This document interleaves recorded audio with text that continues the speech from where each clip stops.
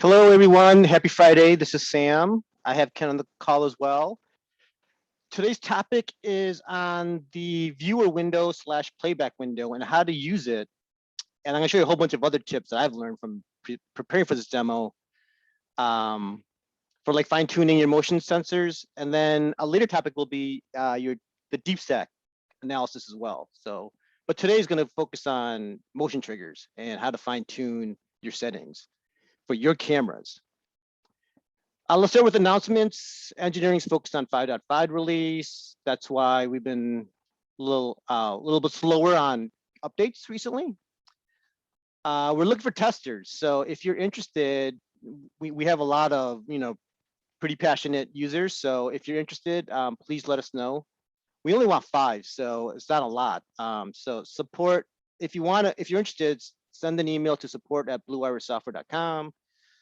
You guys know the support channel, and then put in the subject beta tester volunteer. And then the other announcement is webinars. So we're only gonna start communicating through our own software, the news and updates button, and that usually pops up now anytime there's information associated with, just from our end, if we want to communicate anything. Usually it's webinars, but it could be other stuff as well. And as always, there's a news section in the website too. So that also has information on what's going on with us, as well as channels for communication with us through Zoom and other channels. And one thing to keep in mind is with support, like we use Google, and Google uses TLS for encryption, and we're not going to change that because a lot of you guys send us camera passwords and Blue Iris website passwords, blah, blah, blah. So we're not going to change that. And so if your mail server doesn't support TLS, then this is what comes back to us. We just get message blocked. And so if you sent us emails and you haven't got any responses, like right now, like we're pretty efficient. We're like tops 2 days behind at the most, like usually it's like 1 day. So if you're not getting a response, that usually implies that your mail is not supporting TLS and Google can't send you the response. Okay, so that's the announcements. Just in terms of news and updates, like if you're not familiar, it's global settings about, check for news and updates, and there's the webinar for today, the viewer window. Okay, so I put the link for today's discussion on the chat window. But today we're going to talk about motion and fine tuning settings. And so this is like one of the huge value adds. And the reason I gloss over this many times in other webinars, but it's so important and such a huge value add that I decided to make a separate webinar / discussion about this. And it's really about how do you get Blue Iris to trigger for your cameras? How do you get this right so you get the right alerts and you're not missing alerts? How do you fine tune your cameras? And so, and it's all in the product. And so that's what today's discussion is about. And so it's all documented here, but I'm going to demo it. I'm going to walk through this article and just demo. The concepts are pretty simple, but once you know it and start playing with it, you'll really see the power of Blue Iris. But before I start that, I just had a lot of learnings just from trying to get this webinar presented. So there's a lot of back and forth between as I go through the discussion, there was like directed disk settings, there's re-encode settings, there's deep stack versus deep stack off. So I was like, how am I gonna like provide a cohesive story to you guys and help you understand what's going on easily? And so what I realized is, like, first of all, what I did was, like, if you have like a ton of cameras, like 40, 30 plus, it doesn't really matter. Like even if you have like 10 cameras, it doesn't really matter. You can create a group for the cameras that are that you're having issues with, or it could just be one camera. Like from my example here, I created this webinar group, and all I have is this one camera. And in addition to that, I cloned this camera because I wanted to show like different scenarios, and you'll see the power of it in a second. And one of the biggest value adds of doing clones, which I never really played with much before, is this is my original camera on the bottom right. All the clones will tell you it's a clone because it's an asterisk, okay?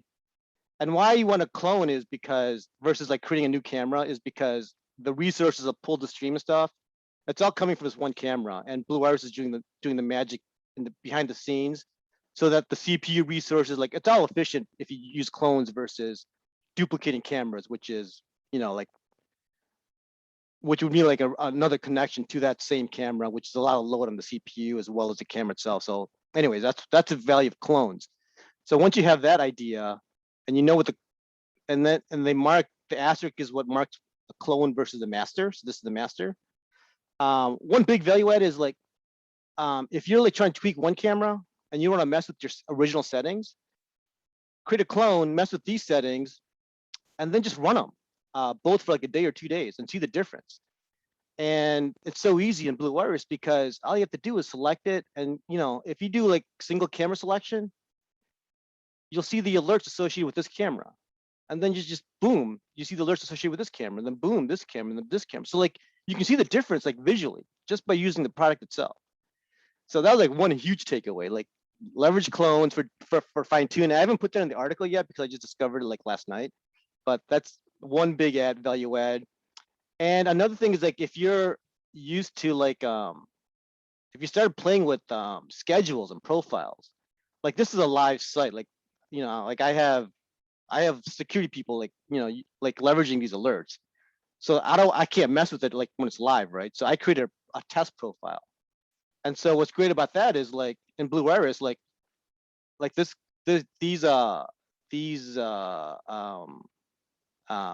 clones.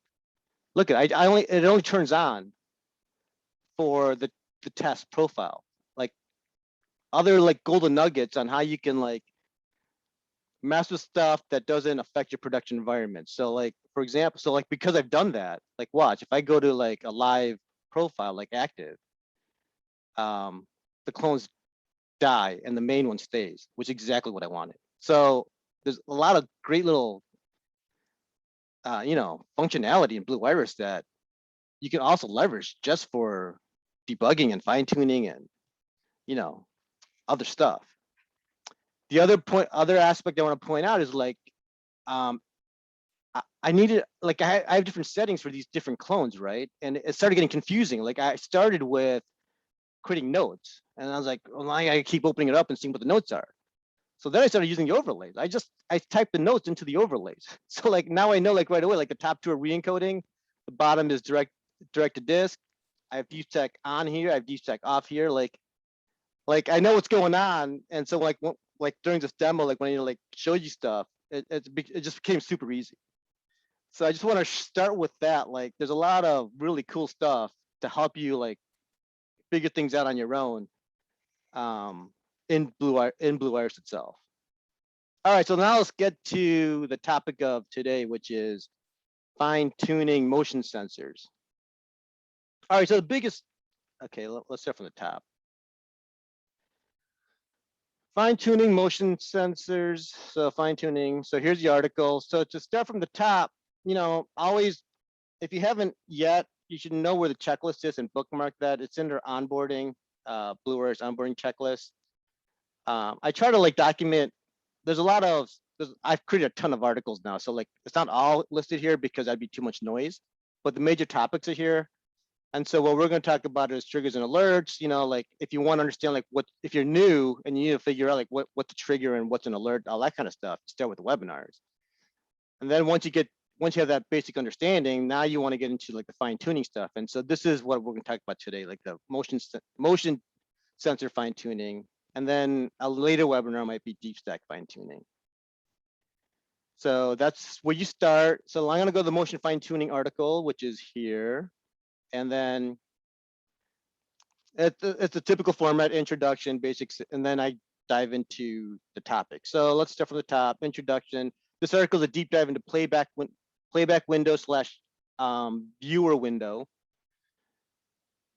in the context of fine-tuning your motion and AI settings. The ability to do so is one of the key advantages of Blue Iris. This feature allows you to really fine-tune your settings for your cameras to deliver the meaningful alerts that you desire. All right, so keep in mind, like, I kind of like throw out playback window because that's I don't know how it got stuck in my mind, but it did. But in the help files, it's known as the viewer window. So like a lot of this content is best practices associated with content from the help file, and that topic is clip, playback, and the viewer window. So just keep in mind, like the viewer window and the playback window, it's the exact same thing. Okay, so let's start with the basics. So use substream if available. So the first concept is substreams. Like, why is that important and why is that an option in playback? And that's because motion sensing happens always on the substream if it's available. Okay, so let's go back and demo that. What I mean by that. So I'm going to go back to my Blue Iris. And I'm going to show, so if you have, the issue comes up when you have directed disk and you have dual streams. And I'm going to start off with that with the directed disk and deep set, because directed disk, all these cameras are dual stream, but the top is re-encoding, the bottom is directed disk. Because the top is re-encoding, bottom line is like only one stream gets recorded into the recordings. In directed disk, both streams can be recorded, which is what I'm doing. And so that's why substreams become important. The biggest issue here is I'm going to double click on the playback. Didn't want to do that. Sorry. I'm going to click on an alert, and I'm going to use the same alert for all my demos, 631. So I'm going to double click on it. Here's the playback window, right? So if the substream is off, watch. You'll watch the overlays. Oops, sorry. Overlays, add motion overlays, substream off, testing and tuning off. All right, so the first thing you want to do is make sure your settings are correct on your playback window. And I want to show, what I'm trying to show you here is why substreams are so important, okay? So this camera has dual streams, a mainstream and a substream, and I'm recording directed disk, which means both those streams are being recorded to the recording file, which means I have an option here to play the mainstream or the substream, okay? So that's kind of the context of where I'm going here and why substream is so important. So once you understand that context, I turned overlays on and I said use substream if available off, and all the testing and tuning is off. So first thing that can mess you up is if both these are on, that's a no-no. Like, it's a lot of things playing back at the same time, and that's going to confuse you. So like, make sure you understand that first. Like, testing tuning is off when you have overlays on. So I'm going to show the overlays with the mainstream, okay? So go back to the beginning and hit play. Look where the motion overlays are. Like, it's way far ahead of the, like, here's the car hasn't even appeared yet.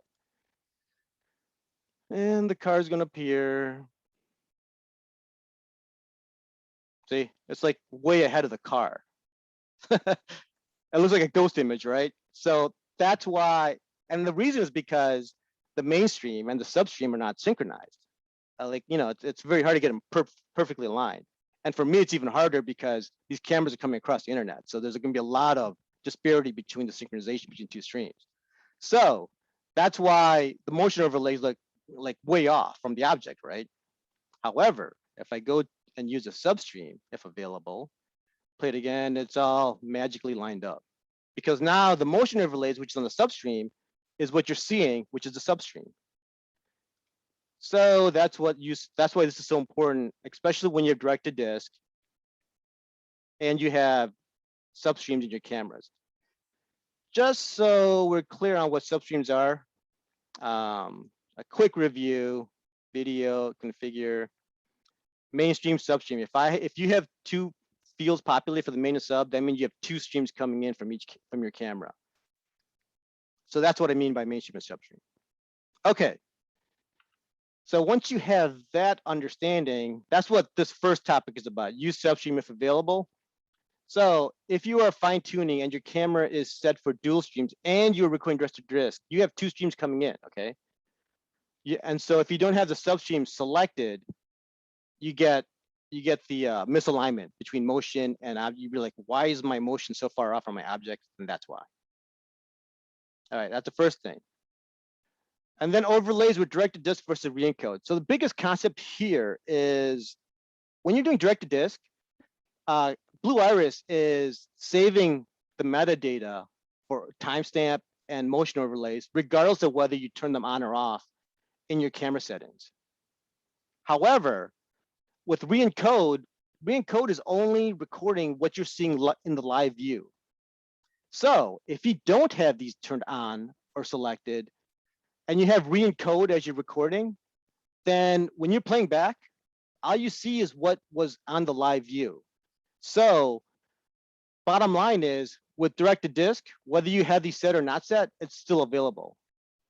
With re-encode, if you don't have these set, or if you don't have them set the way you want them, no overlays are available.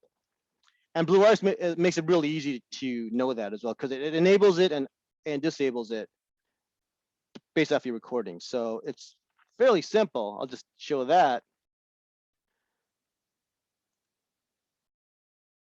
So now we're talking about overlays, right? So up top, I have two clones with re-encode on, and I have on the bottom direct-to-disk. Okay, so let me show you how, whether I change my live view, doesn't matter. I'll still have access to the overlays. So if I go to my alert again, so this is direct-to-disk, right? And you see the motion overlays. If I go to my camera settings, trigger, configure, like I didn't have them turned on. I have obscure turned on, but I don't have highlight motions. So I didn't have it turned on. But yet you see them, right? And that's because it's available. So if I turn this off and I hit play, they go away. So you have a lot more control with direct-to-disk. And I think for the most part, we recommend direct-to-disk, but that's something to keep in mind. Like whether you set them in your live view, doesn't really matter. You just turn them on whenever you feel like it and just pops back in. Super cool. And notice how it's active. Like overlays are active. Like these are live buttons because it's direct-to-disk. Blue Iris knows that. Now let me go to re-encode. Here's my alert from re-encode, the same one, 6:31 a.m. Same car, same event. Re-encode is on. I have no motion overlays. But I can't even turn them on because it's re-encode. Like Blue Iris knows, like I can't. This makes no sense. It's disabled. And you can play, and there's no motion overlays. Okay. And if I go to my camera settings, and I'll just confirm it just for completeness. Do not highlight obscured. So the obscured is still there, but I didn't highlight the motion. So that's easy. And now I turn and this clone, I turn motion overlays on with re-encode. So I'll go to the same alert, 6:31. Stop it. Here's the overlays. Can I turn them off? I cannot. It's not active. Why do I see overlays here but not on the previous one? Because of my camera settings. Camera settings, trigger, configure, highlights and rectangles. Okay, so that shows you the settings and the results of them. And this summarizes it. So just keep in mind, I bet most of you guys have direct-to-disk anyways. So you have that option but in the playback window, turning overlays on and off. That's great. If you're doing re-encode for whatever reason, like, I don't know, like sometimes the camera settings are just too complex and you have to use software re-encode instead of direct-to-disk. Like whatever, like there's a few reasons why you would have to use re-encode. And if you did, just keep in mind, overlays is not an option. It's based off of your settings in your trigger tab, motion sensor track. Okay, so fine-tuning motion settings. Let me just revisit, just summarize. I don't want to like go too fast. So if you have direct-to-disk and dual streams, you got to make sure you're playing substreams because otherwise the motion and the object will not line up. That's the first takeaway. The second takeaway is re-encode versus direct-to-disk. Make sure that you got um, just so you understand, like when the overlays are active and not active, it's based off of directed disk versus re-encode, and now you know why. With re-encode, all you get is what's saved from the live view, and so there's no option to turn overlays on and off. Bottom line. Okay, so fine tuning. So this is the crux of today's webinar, is like, how do you improve your alerts? Like, say you got missed alerts or false alerts. So what is a missed alert? Actually, what is a false alert? I'm going to start with first false alerts. Fine tuning basics, reduce false alerts. So false alerts are the stuff that you don't want, right? Like the leaves on the trees moved, the wind triggered cameras, a squirrel ran across. Those are easier to fine tune just because you have an alert, you have a record of it, right? Like if I wanted to, like this is a deep stack nothing found alert. If I wanted to fine tune this, I can, because I have, it's easy to, it's a missed alert or a false alert. I can just double click on it, right? So that's why we're starting with false alerts first. It's easy to identify.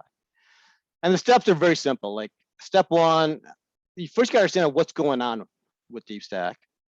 Like I'm not deep stack, but what's going on currently with your settings. Then you want to make some tweak. Like once you understand what the problem is, then you can make your tweaks, right? So that's step two, like make your tweaks. And then step three is, does it fix it? Does it fix that alert? And then you can move on to like your next false alert. Okay. So those are three steps. Like, understand what's going on, make your tweaks, see if it resolved it, right? Pretty basic. So this is a documentation on how to do that. I'm going to walk you through it because the demo is way more interesting than reading through stuff. All right, so I want to tweak an alert. Like this alert is fine. Like where am I going? All right, this is the same. I'm always gonna use the same alert. So like this alert is fine. I'm gonna tweak it in where am I gonna tweak it? I'm gonna tweak it in let me start with directed disk. So I'm gonna select it, I'm gonna go to the alert, and I'm gonna double click it. So here's your alert, right? Obviously this one triggered, which is fine. So what you want to do is, like, if it didn't work, all you want to do is, first of all, set up your playback window correctly. Overlays off. Okay, we're fine tuning now. The first thing you have to do is turn your overlays off, because you don't want your motion sensor feedback to mess up with your motion overlays. Turn that off. Testing and tuning and analyze the motion detector on. We know motion is on substreams, so we want substreams on. Okay. So now we're ready to go. So now we can just start from the beginning and play. Do. I have a pre-trigger buffer. Should always have. Oh, I should point that out. So the motion sensor needs, like previous frames to like know what the change is to like identify motion. So if you don't have a pre-trigger buffer, that could kind of mess you up. So like make sure you have some pre-trigger buffer. 5 seconds is good. 10 seconds is better. I shouldn't say that. Like 5 seconds is probably plenty good, but a 0 second pre-trigger could lead to issues and when you're trying to fine tune. So make sure you have pre-triggers, and that's documented in the article, but I'm just calling it out right now. That's what this area is, the pre-trigger. So now it's going to play. Here it comes. Motion overlays, boom. So now this is my current settings and it's working fine, but like maybe I want to tweak it. This is kind of like a lame example. Like it works, but if like say I want to like tweak it earlier, like over here, what could I do? This is the power of Blue Iris. Like here's your playback window, and you want to like tweak some settings and see if it plays. So that's step 2, tweak your settings. All you have to do is, that's why this window's here. Right click, camera settings. Now I have access to the entire, like all my camera settings, but I'm focus on motion right now, right? So I just go to motion triggers. I'm just gonna go to configure, and I'm gonna say like maybe I want to like alert quicker, so I'm gonna like reduce the size or something, like see if that works. I don't know, this is kind of a lame example, but whatever. Like, so I change the setting, it's stuck. Now this is what's great, like it's stuck. So like you're in the playback window, so all you got to do is rewind, and that's it. And so now whatever that tweak was, it's kicking in right away. And why is it kicking in right away? Because you have testing and tuning, analyze with the motion detector, and the motion detector takes what the current setting is. So blah blah blah blah blah. See if it. I'm not sure. That's hard to. It's hard to tell if it triggered any faster, but it may have. Like I'm not really sure. But that's the 1, 2, 3. Go to an alert. Right click. Overlays off. Test and tuning. Motion sensors on. I'm repeating this because I've done this a few times, but like I still get tickets associated with how do I fine tune my motion sensors. So overlays off, analyze with motion detector on. That's telling Blue Iris to use your current motion sensor settings. Play the alert, find out where if it missed completely, then you can really tweak it. But my current settings were fine. But like anyways, find out what the issue is. Like if it was supposed to like alert here and it didn't, with the clear shot of the car, you would stop and then you would go to your camera settings, go to your trigger, go to your settings and mess with it. Like play with this all you want. Make zones. Like there's a whole bunch of different things you can do to make your motion sensors smarter. And that's the power of it. Like the fact that you can do that and then just go back and then play it and see what those changes made. So like say so now I made this change, right? I wanted to like trigger faster. Like say I want to see if like this will work for all my alerts, right? Like over time. That's the beauty of the clone. Because what did I do? I changed the settings here. My original camera is still the same. If I go to camera settings for this guy, go to trigger, configure, see? It's still the same. So now just run it. Like run it for a day, run it for 2 days, like whatever. And then select the original, single select it, and you see all the alerts associated with the original. Compare that, boom, compare to the change and see if it's matching up or if it's better. And so you can do that now. You can compare your changes over time by using clones. And that's a huge, huge value add. So I'm starting to like clones a lot more for fine tuning. Okay, so that's the basic idea, right? So everyone, I hope we can't have any audio feedback, but I hope you guys get it. It's just that 1, 2, 3. Like understand what's going on, make some tweaks, play back, play back the tweaks and confirm that that for that specific alert it worked. And then if you have a clone, you can just keep it running for like a day, and then compare and contrast across the days. Like how accurate is your new stuff versus your old stuff, and then based off of that, decide what to keep, what not to keep. So the ability to like just play around with stuff is like fantastic. So that's 1, 2, 3. So here, I document 1, document 2, document 3. And I highlighted a golden nugget here, which I'm going to talk about right now. Pro tip: instead of starting at the first frame of the alert, start a few seconds. Oh, this is the pre-trigger pro tip, like I mentioned. But the other pro tip is the control button. So this is kind of cool. So if I go back to Blue Iris, so this one has deep stack off, deep stack on. And why I have that is I'm going to go back to my alert. If I do control, double click, this says deep stack off. So this is where motion trip, 630/57. And if you want to see the motion overlays, you can. That's kind of cool too. Okay. Use substream, use substream. Okay. So everything's kind of set up, and test and tuning, I would probably just turn this off right now, like for this little demonstration. So control double click, I got the motion frame 630/57. If you have deep stack running, I'm gonna go to that same thing, control double click, 630/59. This is when deep stack, this is the frame that deep stack identified as that being a car. See the car alert? So the control double click is really cool because it tells you exact, like the snapshot, like what you see is based off of the control. It's the same frame as the control double click. So it tells you exactly when and why Blue Iris tripped for either motion or for deep stack.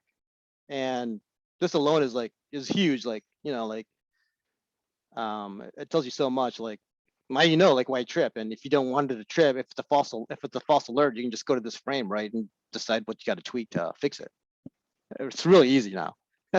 Like, yeah, there's no guessing. Like, you know, like go back and play. Like, you just go right to the frame. So anyway, that's another super cool thing that makes life a lot easier. And it's all documented. It's all documented. It's here somewhere. Here you go. Pro tip: control double click. So don't forget to control double click. Don't forget the pre-triggers.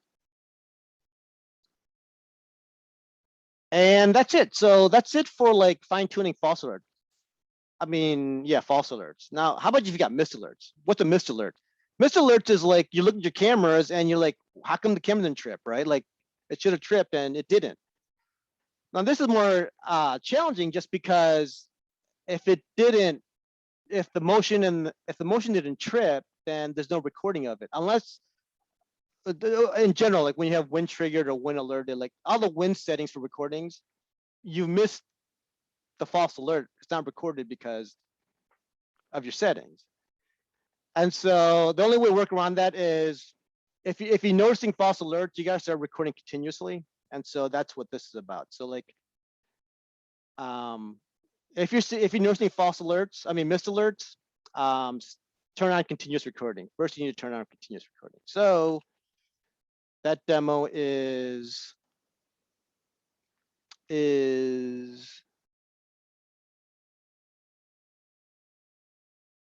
the top left. So I'm looking at my scripted notes here. So if I go to my clips, yeah, 14 minutes. So like I turn continuous record. I'm mixing it up. Instead of going from direct to disk, I'm using re-encode, just because I want to make sure that both points gets across, that you can, whatever we're doing with re-encode, you can do with direct to disk and vice versa. So anyways, you need to turn continuous recordings on, right? So that's what I did with this clone. So camera settings, record. I moved it back, but it was on continuous. And because it was on continuous, that's why I have a 14-minute clip, okay?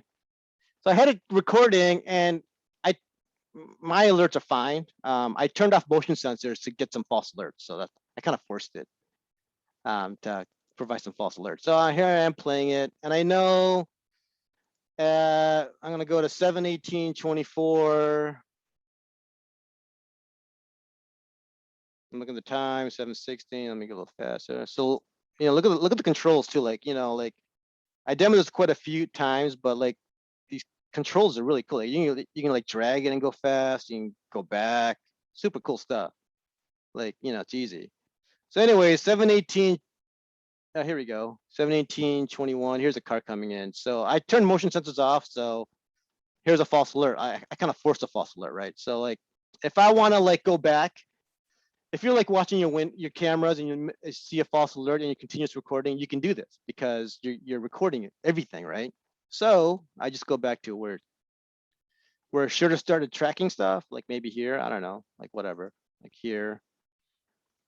Right click, set start frame, play till the end.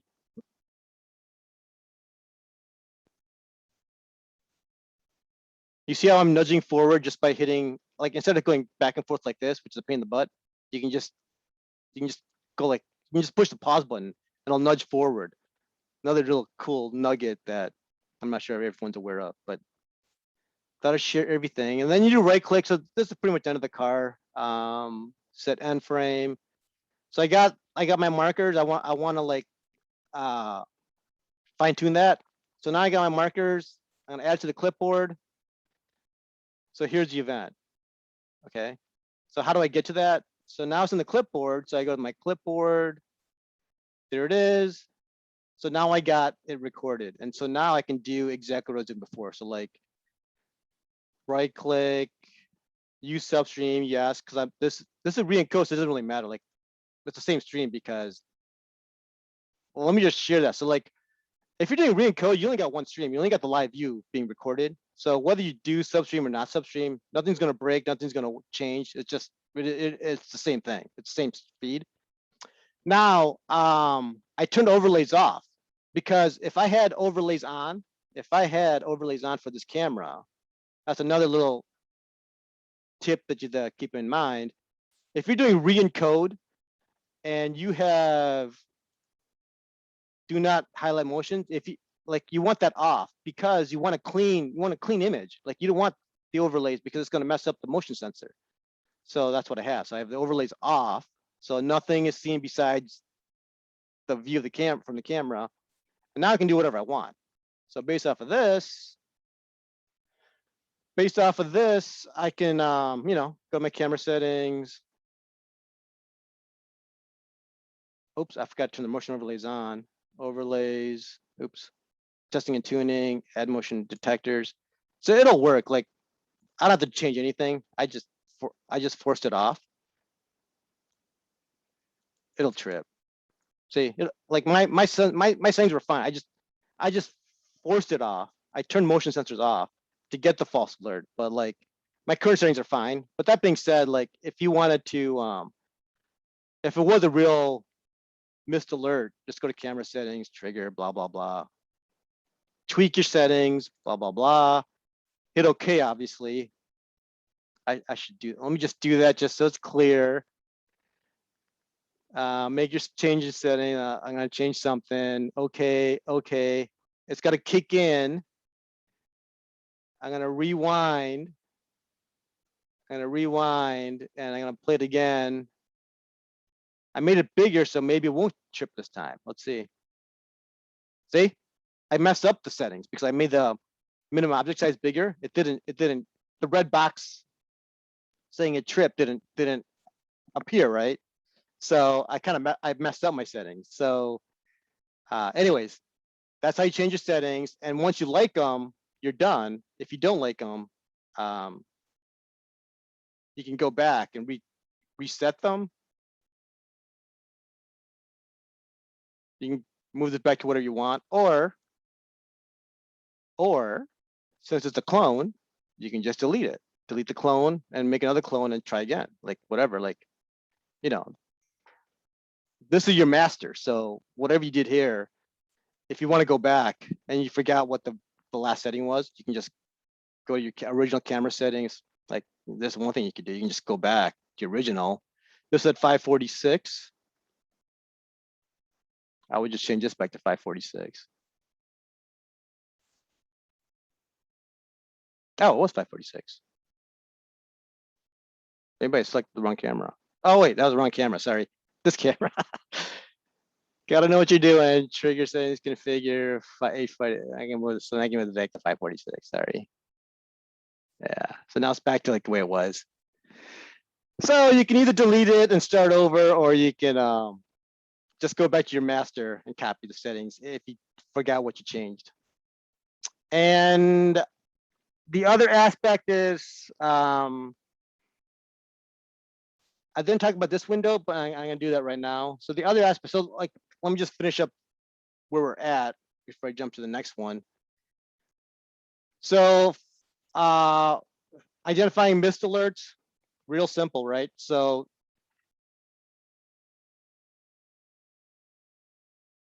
turn on continuous recording, go to your clips, find that clip. Where is it? Find that clip with your missed alert. play it back, find where that was. 780 right there. Whee! There we go. Right there.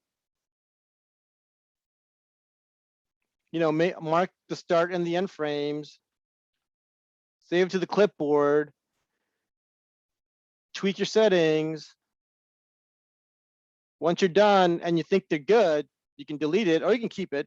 It's up to you. Like, it doesn't matter whether you choose to delete it or keep. It doesn't matter if you keep it. Like, nothing's gonna break in Blue Iris. If you're done with it, you can just delete it. So I just destroy it. And this is just destroying it in the database. Like, there's no record of it.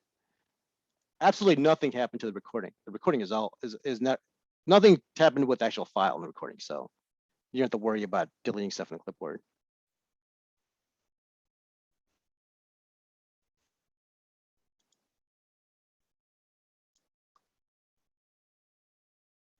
See, there's a car again. Right, there you go. Yeah, so nothing was deleted. Deleting from the clipboard has nothing to do with deleting a recording. And just so you guys are clear on re-encode and overlays. So like, I don't have motion overlay, no overlays on this one. So if I go back to an alert, back to the 631 alert, nothing is played besides the live view, right? Oops, I have testing tuning on. Let me start that over. So no overlays. No overlays were set in the live view, so nothing is recorded in the re-encode. And with motion overlays on, what do I mean by motion overlays on? Just to summarize, just so we're clear. Oops, why did I double click? I click on the playback window. Motion overlays are on, so camera settings, trigger, configure, motion highlights are on, okay? So that means the live view, was played, and therefore you see the overlays. And there's nothing about turning them on and off that provides you overlays. It's just based off of your live view settings.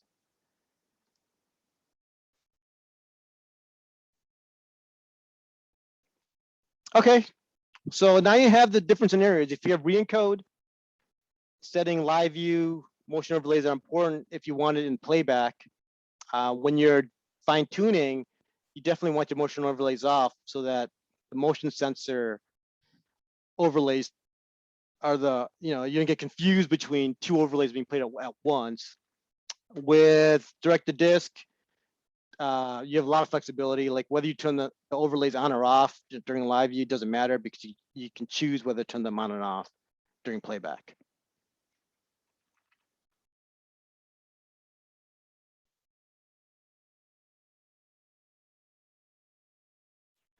Clipboard, all right, just for completeness, DeepStack also has Analyze with DeepStack in addition to motion sensors. It's kind of cool. Now that we have the DeepStack analysis, I don't use it as much as I used to before. But if you like have custom objects, if you're creating your own models, custom models, like this is like the easiest way to see if they're working. So if you go back to the playback window, hit stop. Oh wait, this is it doesn't matter. Like re-encode or direct to disk, you can still do the DeepStack stuff. Analyze with DeepStack. Well, this is kind of messed up because, well, that's fine. The overlays are shown, but it's not gonna, I don't think it's gonna interfere with the annotations from DeepStack. So you can turn that on and see what DeepStack does with it. See, that's kind of cool. So like you can see, if you have like a custom model and you want to see if it's working, you can just run it, you can run your old alerts through it and then see if your objects are being detected. So just so you're aware of it, it's there, testing and tuning, analyze with DeepStack. And so yeah, so have fun with it. So like, yeah, like if you leverage the functionality just for like, that's part of Blue Iris for like just for normal, like, requirements or like the clone and the camera groups and the profiles, like you can leverage all that stuff for fine tune. Like I turned shields off because that's another thing. Like all these little things. Like I turned the shield off because I was doing this demo and I wanted the 631 alert was fine for all my scenarios. And by showing the same alert, hopefully that resonates with you guys that what's going on with the different settings, right? But that being said, like if you're trying to fine tune and you have a lot of cameras and a lot of alerts are coming in, you can use the shield to turn them off. And so like you can like just digest that one if that's possible for you. Like so there's like, yeah, like there's a lot of functionality that can help you like troubleshoot. So take advantage of it.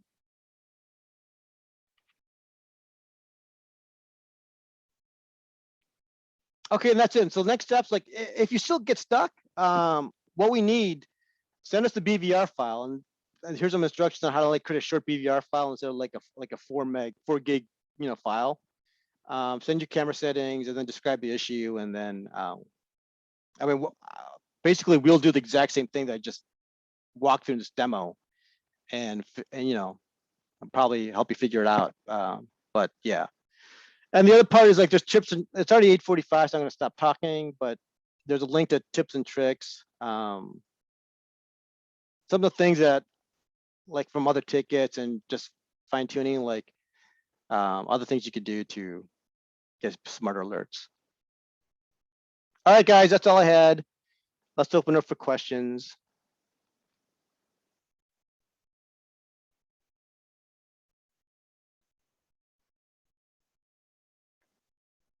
The short crowd. If there's any questions, please ask.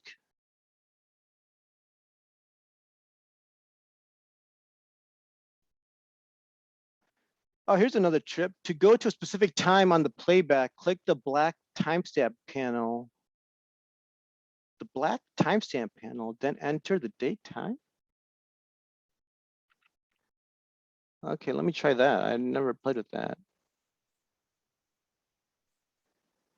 To go to a specific time on playback, click the black timestamp panel. Timestamp, the black timestamp panel. Okay.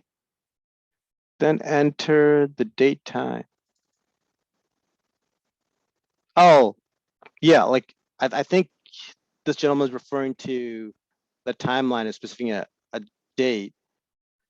You can start off with the date and then just, I think, drag to the time you want. You can like zoom out. I mean, zoom out. And then go to the time you want. And then just take the slider and go to it like here, then zoom back in. I think that's during playback, Sam, player view.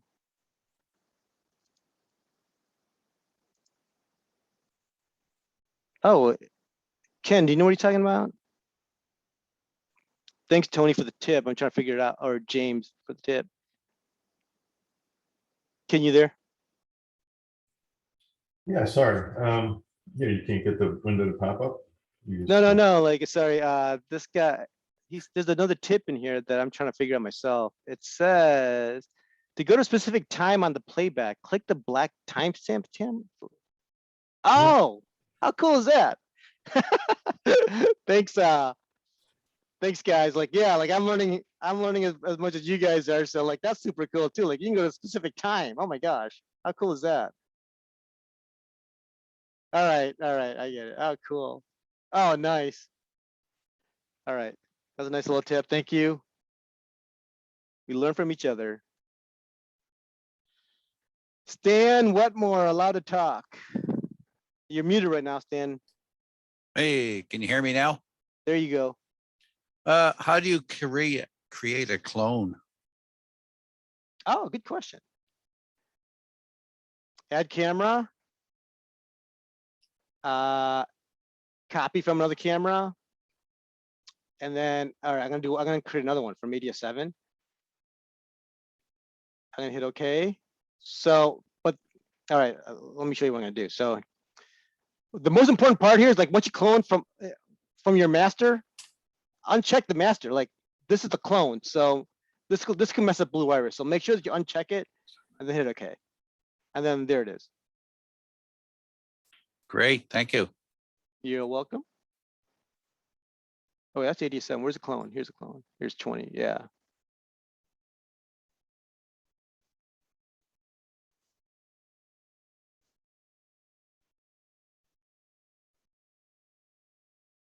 Okay.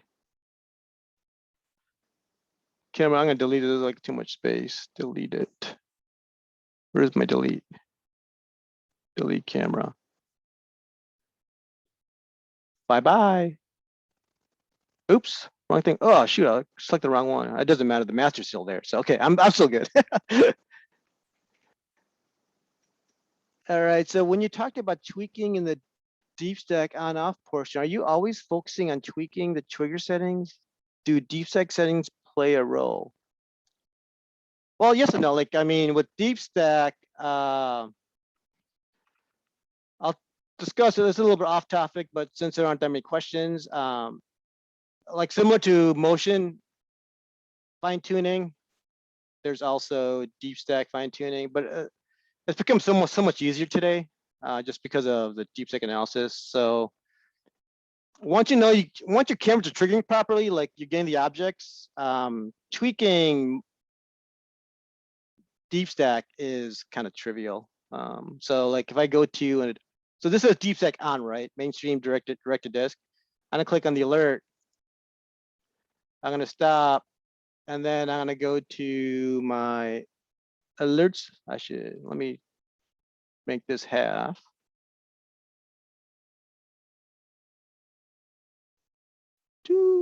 Half. I'm gonna bring my status window up next to it. Here we go. Where's my status window? Make this half. All right, you see the deep stack, and so if I double click, it's gonna populate. So here's all the information. This says a car was identified, but it's a parked car here, and motion's over here. So you just go frame by frame and see like why it did not trip. So this one tripped over here. Let me move this over. It's hard to see. So anyway, so like I was trying to do. Let me just go with the explanation first. So like these icons means that motion was detected on that frame. So like based off of your deep stack settings, you told deep stack. So the minus 1200 means the motion trigger image. You check that. These are settings in your AI window. So if you go to camera settings, trigger AI,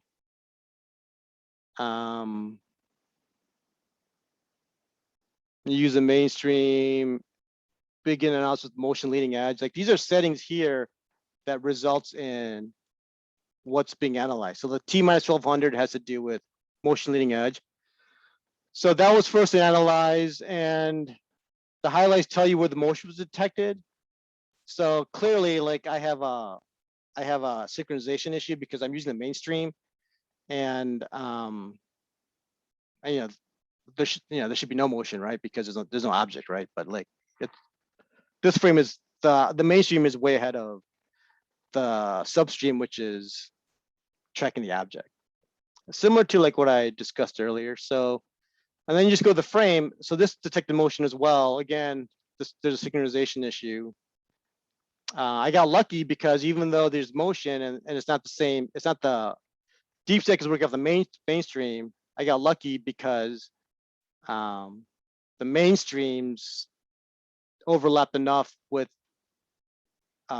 motion overlays from the substream, and so it triggered. So anyways, like this is not a good example, but with deep stack analysis, it tells you like which frame was sampled, if there's motion, and if there's an X, that means that there may have been motion, but I mean, if there's an X, there was no object identified. If there's this icon, that means an object was identified and there was motion. And if it didn't trip, like here, that means that it didn't overlap and it was considered a static object. So like this car was a parked car, and so what didn't trip on that? So that's that's a little 5-minute nutshell on using deep stack analysis.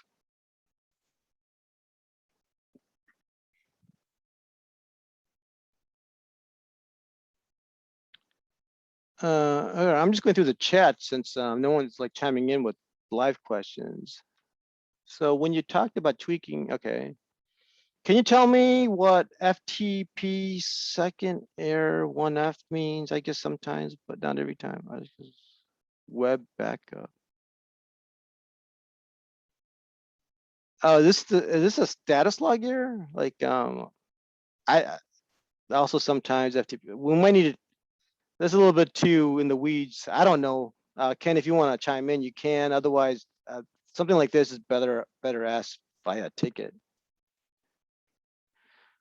Excellent explanation. So once the camera is triggering correctly, then you focus on deep sex. Yeah, 100%. That's exactly what I do. So like, once you know your triggers, your motion is working the way you want it, then I move on to deep stack.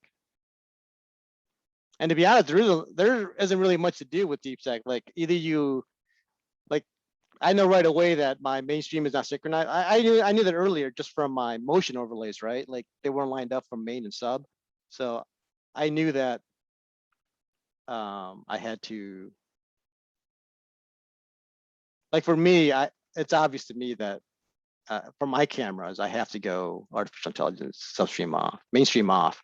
I want to analyze the same stream that the motion is because the overlaps won't happen and I'll get missed alerts. And so yeah, so that's how you do it.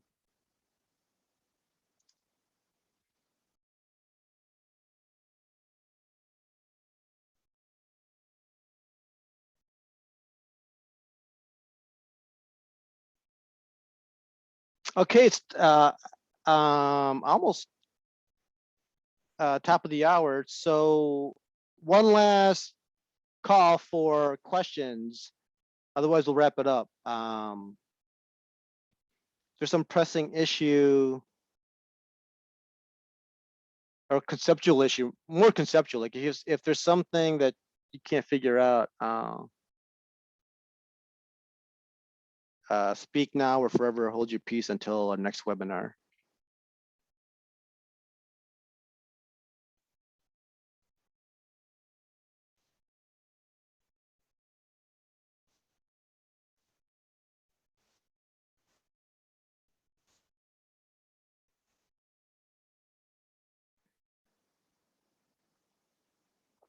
Thanks, Tony. Appreciate the feedback.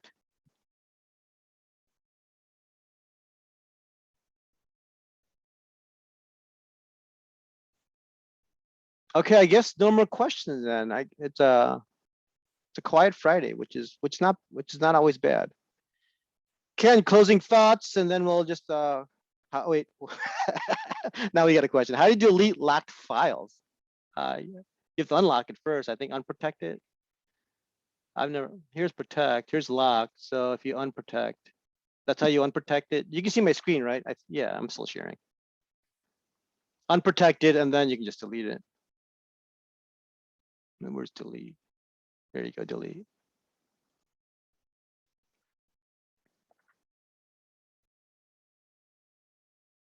All right, guys, we're gonna wrap it up. Ken, closing thoughts. Oh, geez, hold on. The file no longer exists, but still I have 11 locked files. Oh, just do repair database, repair, regenerate. That'll clear up any missed. I'll just clean up the database. I think that should take care of it. That didn't work. Hey Ken, this user has some dangling locked files that first if it and it doesn't, and I guess he's missed the webinar. When will this be uploaded? Maybe by Monday. I think we'll have it up. Hey Ken, any feedback? Like he's got some protected files on his clips list, and unprotecting them. Well, the actual files don't exist. Like they're deleted for some other reason, and repair regenerate didn't resolve it. Should he delete regenerate? We're gonna have to have some more information on that. Just have, write to support, please. We'll help you out. Yeah, that's probably Um, safest. I don't want to mess you up. Okay. Yeah, there's too many variables to, and discuss that in front of everybody. Yeah. The other thing, somebody did ask what's new in 5.5 and hints. That's something I'm excited to talk about. I can tell you a few things. Focusing on layout. That's the big change, and there's some big changes coming to that. Just like a little a teaser. One thing that people have been asking for: why can't you select or delete a group? Why can't you delete a group? Well, now you can. There's a button that lets you select which cameras are in the group, and then you can delete the group, copy the group. That's just a very small piece of what's coming for 5.5. So it's pretty exciting. And I just want to say, everyone, have a great weekend. Thanks for coming to our webinar. Thank you, Ken. And that's a wrap.